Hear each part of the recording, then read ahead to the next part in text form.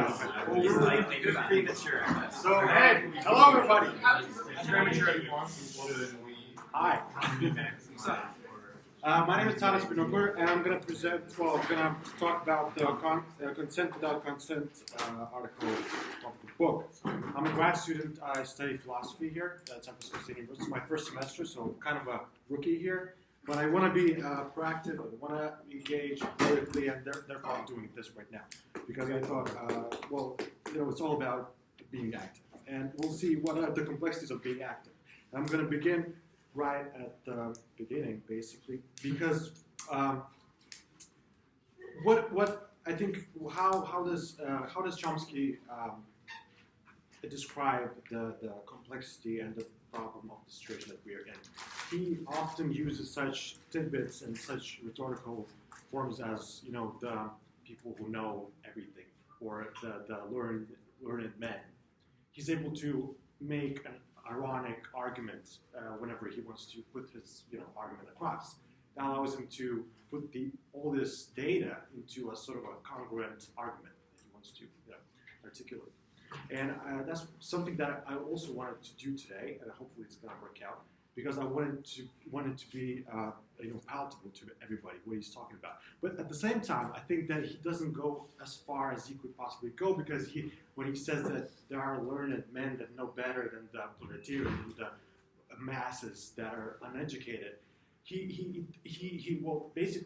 does this kind of a rather basic dissection of the society. There's a hierarchical system, and there's this man, a mean man that controls everything, governs, and there's proletariat that is totally ruined. And clearly from what we read in this article, it's not that easy. He's talking about systems, economic systems, systems of finances, systems of cultural production that always affect the decisions and freedom of every single human being. So it's not just about the people who are the elite or clearly are the elite. It's not about the people who have the authority over or the mandate over the methodology of a governing state. It's also about finance. It's also about cultural imperialism. It's also about mandates that arise from nowhere sometimes. And I'm going to get into more deeply into what I'm talking about here, because I think Chomsky is aware of that, but however is making that political argument that is palatable. It's about the learned men who don't know better, who just do things because they want to profit. At the same time, you don't really know who are the learned men. I mean, it's not as if we can point to the center of the structure and say that that's the man or that's the authority that we want to overthrow. And because even within the article, he shifts and he names new men who are learned and new men who are better than the proletariat. So I just wanted to quickly introduce some of the, since I studied politics, not politics, I studied philosophy, I wanted to introduce a little bit of leftist philosophy into this lecture. And I want to discuss a little bit Hart and Negri. They're Italian philosophers, and they wrote major books in the 90s called Empire and Multitude, and they basically talk about the fact that after the Second World War and after information revolution in the 60s and later on, that the distinction between economics and politics is no longer viable. That everything is sort of merging together, fusing. And what does that mean? That nation states not necessarily have the authority to control their own inner workings, basically. And so they're talking about industrial capitalism transforming into cognitive capitalism. So it's not only about the policies, it's also about the economic structures, and also about the people who have most money, but that money doesn't really control how other people are gonna earn money, but also controls how other people are gonna constitute themselves as identities, as gendered identities, as racial identities, or just liberated identities in all kinds of ways. So the economic part, it's sort of how you could say that it fuses together with politics. So it's one of the philosophers, French philosophers, Deleuze. He says that it's the society of the discipline that we had during modernism era. Discipline, the best metaphor for discipline is the Auschwitz, or the school, or the factory, where every person has concrete, concrete and solid place where he or she is supposed to be, and that way we can indoctrinate people.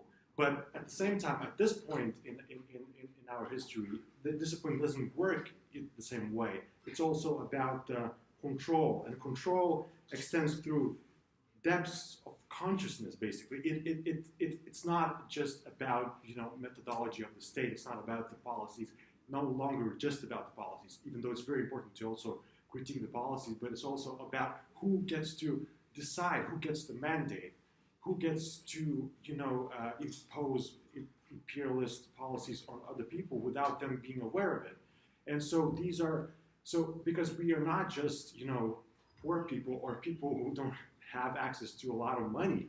We're also I'm a white man, and we have all these identities that are also constituted by all these hegemons, as a Marxist philosopher Gramsci would have called it. Also Lenin would have said this kind of thing.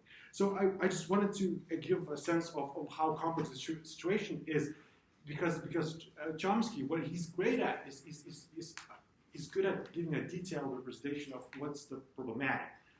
Why he gives us a better way to argue our position, because he has the references, he has the citations, he did the homework, and we know where we stand when we read Chomsky. However, when he shifts from one learned man to the other learned man, we don't really know what he's talking about. And it's important to say that we don't really know, in many cases, who has the mandate. And that's going to be the most important part of my speech today. Because we're going to be discussing Edward, what's his name? Edward, the cousin of Freud himself, Edward Bernays, right? And so he was influenced by Freud. Freud was basically a revolutionary in psychiatry and psychoanalysis, and he decided that there's such a thing as unconscious. What Edward, I can't forget his name, whatever. What Edward decided to do is that we, with public relations industry, can control not just the sort of manifest content of the society, but also the latent content of the society, which basically means that we can control the unconscious of the society. We control basically what are the underlying structures or underlying dogmas that people believe in while they see the structure as a manifest structure. So it's also very important to be aware of the fact that when we're going to be speaking about public relations industry, it's a control of the public mind, and it's not as easy to just say specifically what people are supposed to believe, but also there are there are signposts and symbols and significations and semiotic systems that allow people to have a sort of a indoctrinized unconscious in a sense. That's what at least Edward Bernstein was all about. So I'm going to jump into the article itself. And he begins Chomsky with a very basic argument. He says that decent democratic society should be based on the principle of consent of the governed, which is, well, obviously granted. But he says that it could be too strong of an argument, because, well, if this argument that this argument that a decent democratic society should be based on the principle of consent of the governed, it implies that there's some sort of a governance. If we do agree and we participate, properly in this democratic system, well, we might as well not be governed by anybody, because we do click, we do agree with each other. And so it might be too strong of a statement, it might be too weak of a statement, because in every dictatorship there's some sort of a consent that ought to be maintained, because, well, obviously there's a lot of people and there's very little of the elite, and obviously people they have the power to overthrow the elite. And Chomsky is basically interested in the ways that democracies and more free societies have dealt with these issues. And we should know what are the doctrines that support these democratic societies, because it's very often, and I think that's the key to understanding what Chomsky is talking about. It's very easy to critique, not very democratic systems, such as, for example, right now, Russia. We clearly know that something doesn't function properly, or any other country that, like Turkey right now, or in many cases what's happening in Europe after Brexit and everything. We clearly know that something doesn't function properly, but we have the state that is the most, it has the most power, it has the most concrete democratic institution, supposedly American state, and he wants to critique that. He wants to sort of find out what are the doctrines that support that democratic system. So he continues with speaking about David Hume, who addressed these issues. And David Hume was interested, he was fascinated by the fact that, if people are ruled and people are governed and people have to submit, that doesn't really make sense, because if people were aware of the fact that they hold the power, that they have the real hegemon, no rule of the elite would be possible. And so he was really fascinated by the fact. But he also, Chomsky says, he underestimated the brute force that throughout the history was maintained in order to keep the docile bodies, where they are supposed to be. Chomsky says that people are modern progressive thought, because let's be honest here. We're not dealing with brute violence in many ways. Even though we want to say that Trump is, for example, pseudo-fascist, we can't say that he has a clear agenda of how enact fascism. He doesn't know himself better. He's just a void. A total, a simpleton. And you cannot. Whereas fascism was a clear set of dogmas and methodologies how to bring about that native utopia, and so we cannot we can critique our democracies, but at the same time we have to be realistic about the fact that there's no, or at least there's very little of the brute force that is happening. And what progressive thought is saying, that people cannot, they can only observe, but they cannot participate. And there's no participation within the economic arena. And then he discusses, Chomsky goes on to discuss the 17th century upsurge in England, and when the royal forces were fighting the parliament. And he says something very obvious, that people, the proletariat or the common people, were not interested in having any of those, telling them what to do and what not to do. They wanted a countryman like any other of them,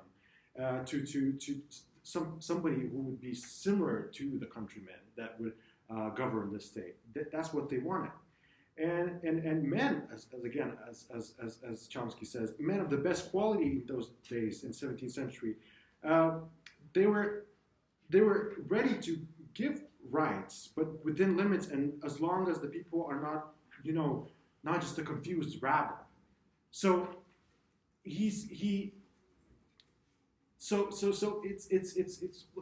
this passionization that's constantly happening, that people are dumb and people are not educated, that they cannot create a clear set of ideas. They cannot articulate those ideas, and therefore they should be excluded, and we should be patronizing them. And that's a problem with any kind of an elitist vanguard, be it Leninist Marxism, and that's the problem with any kind of a utopia or any kind of a leftist agenda or revolution, is that even though I know how to make a proper state, I know how to control a proper state, well, that's my hegemon, that's my meta-narrative, that's something that I'm going to impose on others, and that's not ethical or it's not moral, but there are complications with everything that you might do as a person who comes from elite. Maybe your elite is speaking in the name of the proletariat, but that's elite again, and that's why Leninist Marxism didn't work out. In many ways, that's one of the reasons. At least Bakunin, one of the anarchist philosophers, said that was the reason why it ought not to work out. And Chomsky discusses Francis Hutcheson, who was contemporary of Hume's, and he was a distinguished moral philosopher. And what he said basically was that if rulers impose law, now and later people love these laws or like these laws, that's all okay. Because, well, if you have a child that is running down the street and you stop him because you don't want to get run over by a car, I mean, that's better for him. It's probably the child's going to like that decision, and therefore that constitutes.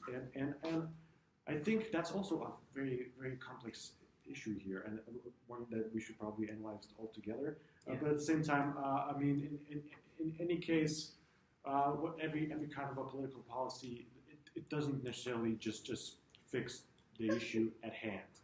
It always tries to fix the issue that's going to appear in the future. It also tries to fix the issue that appeared maybe in history, and therefore wants to confuse everybody that something didn't appear or something did appear.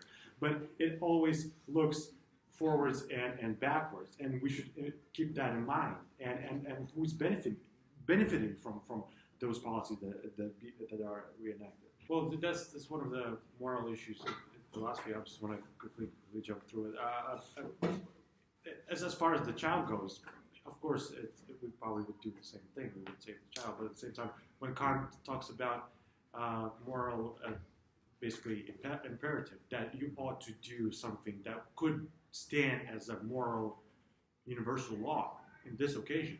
That means that any kind of a thinking in perspective in the name of people's benefit, for example, from the state, that's ridiculous, because you cannot say that this is something that I'm going to be doing in order to in future bring about happiness to people is somehow moral, because it cannot stand as a universal moral law.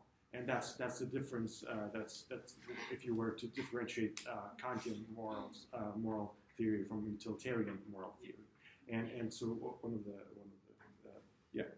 So okay. And then he distinguishes between tyrannical state, force that uses force, and force that is limited in any kind of a democratic or quasi-democratic state where force is limited.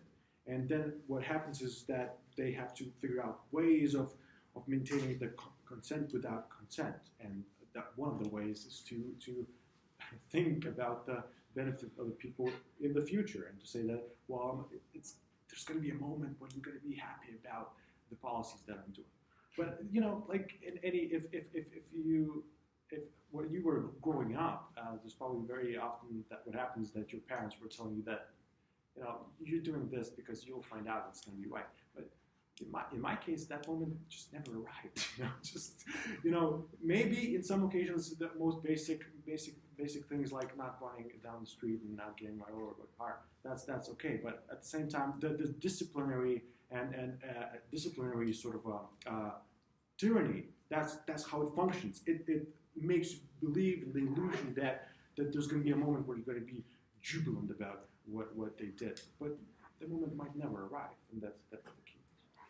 I think that I don't know how familiar students here are with like the austerity measures imposed under Greece after the financial crisis. Yeah. I mean, it's kind of the same concept. It's like you're suffering now, but because we're forcing you to cut social benefits and not invest in the economy and all that.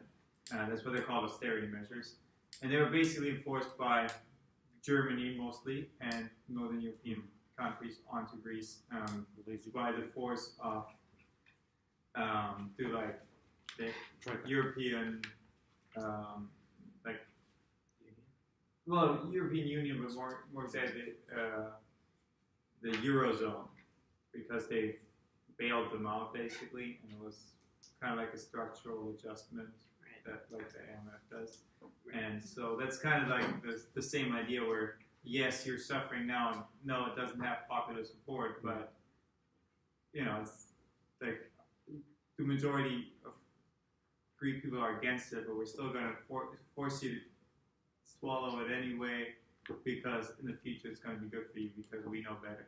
And now the central bank and the European Commission, it's an unelected bureaucracy, essentially makes a lot of decisions for Europe. And even the IMF, which is like the neoliberal, one of the neoliberal, you know, global financial institutions, eventually, like a couple of years ago, reversed course and said, like, to the European Eurozone, like, you should invest in the Greek economy. You should cease imposing these austerity measures because it's actually hurting the Greek economy. But still, they think they know better. But that's my people's point.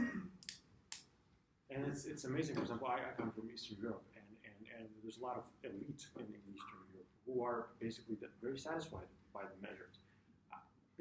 I can't believe that they don't know how it functions. The fact that you cannot impose austerity on a state that has so much deficit. I can't believe possibly that they don't understand how it works. But they're satisfied by the idea that lazy Greeks got what they got. Yeah. And so that's just, it's actually over there. Oh, I have a question. Do you think like Chomsky's ethics kind of are in line with like a Kantian perspective on ethics? Yeah, like in his case, yeah, I would say so. Because whenever somebody tries to put him into a corner and say, so what are you getting at? Like you had a very good example. I'm just trying to, like, one of the occasions he says is that I'm just trying to say that whenever there's a democratic decision that is going to be made, it shouldn't be made, you know, right? Or something like that, like something very basic. That was a better quote that you used last week. But it's as simple as that. Like on this occasion, it should be made, and it's also, I mean, he never. Let's one of the ways to critique Chomsky would be to say that he never looks at the results of any kind of a policy that comes from elite that might just be a good result, right? He never talks about that.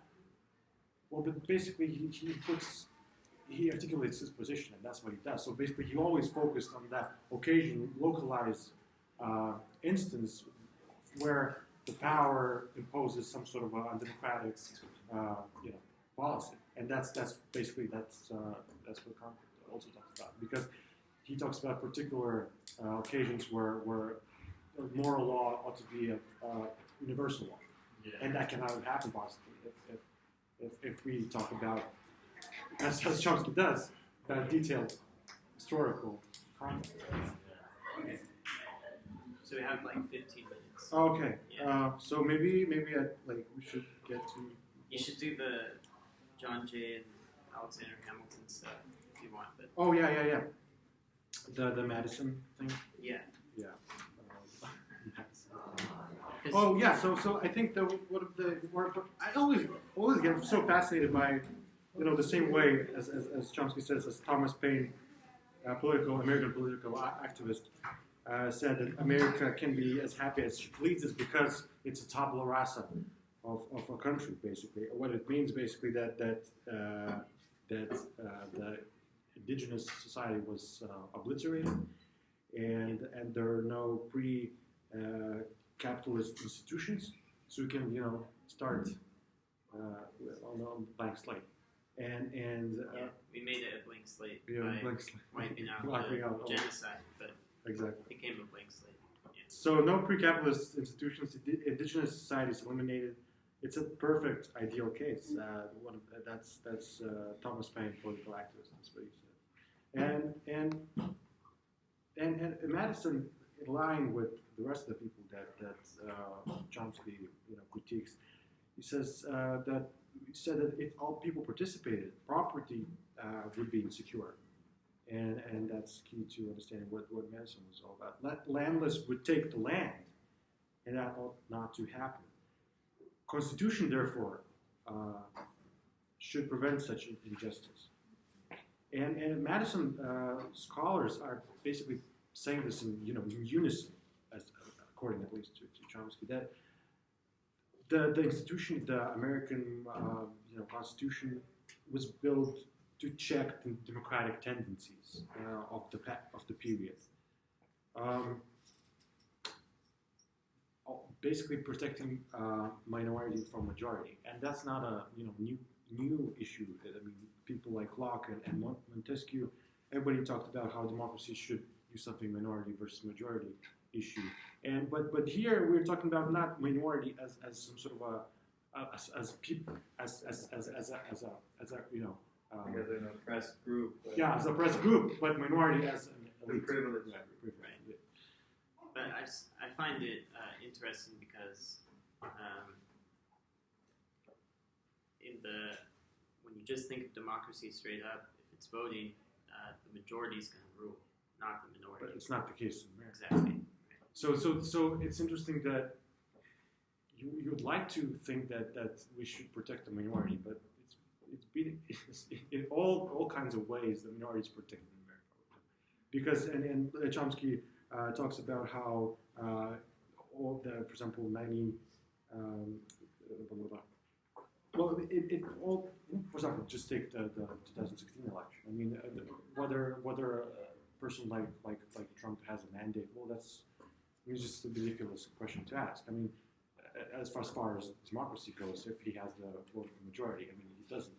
So it's important to also distinguish those issues that were discussed by Montesquieu or Locke from the issues that we have right now. The majority is not listening, let alone the minority. Forget about it. Yeah. So and Madison thought, and he knew that industrial revolution and all these ways of improving the means of production, it's going to bring about it's going to produce more laborers, and they might get influenced. He says. He feared. He wanted the power to rest in the hands of those who come from and represent wealth, and that's a very important point. Because they must be smarter or more responsible. That's how they got their money, and that's the presumption. Okay. Yeah, and I think this is like when you're reading this, you could clearly see why Chomsky's an anarcho-syndicalist. He clearly believes that the real power, because we get to vote every couple years, so largely we're passive in the political system, but we do get to participate in the sense that we get to choose between the elites which one we want to represent us, and even that, there's electoral college and there needs to be the Senate, but even that's undermined. But you get to some kind of, but in the economic stage, you have you don't even know what's going on, let alone decision making. Not at all. And it's not structured democratically at all. Right, and that's Madison's very belief is that if the polis was participating economically, they would start to gain political power, and that's exactly Chomsky's personal belief is that we should start economically and take control economically, and then political power will come from that. Which is exactly, he's Madison's biggest fear. I thought it was funny, one of the parts where he talks about Eisenhower and his trip to Brazil in the 1960s. Yeah. And so Eisenhower was really happy that the private enterprise will, some way, one way or another, bring prosperity to. But many Latin American people, they reacted very harshly to that because they knew that there's no such, even in the best case scenario, there will be a hierarchy of such, that there's America and then there are Latin American elites who somehow work together with American policies, and then supposedly private enterprise bring prosperity. But as Secretary of State John Foster Dulles said, no elites, Latin American elites, they have no capacity for self-governance. So even the elites in Latin America are like, they're superfluous, they're disposable. And then Eisenhower Chomsky discusses how Eisenhower was really fascinated by the fact that Soviets were able to tap into poor people's problems, because, well, in Soviet system, what the poor was, they were sort of motivated to plunder the rich, whereas American sort of global, if you want to call it imperialism or American economic policy was motivating people to, well, basically motivating rich to plunder the poor, and Eisenhower was really fascinated by, well, basically he wanted to do something to change the fact that people are not really subscribing to the in Latin dogma. America, right? Yeah, Yeah. to the dogma of the elites. And it's funny for funny for Chomsky. He makes this ironic comment. He's like, what could be the reason why people don't want to be plundered by the rich? I mean, what? Yeah. What are we like? Here, I'll read it real quick. It says Dulles, or it says this is 48. Yeah. Latin American elites are like children, Dulles said, with practically no capacity for self-government. Worse still, the United States is far behind the Soviets in developing controls over the minds and emotions of unsophisticated peoples. Dulles and Eisenhower expressed their concern over the communist ability to get control of mass movements, an ability that we have no capacity to duplicate. The poor people are the ones they appeal to, and they have always wanted to plunder the rich.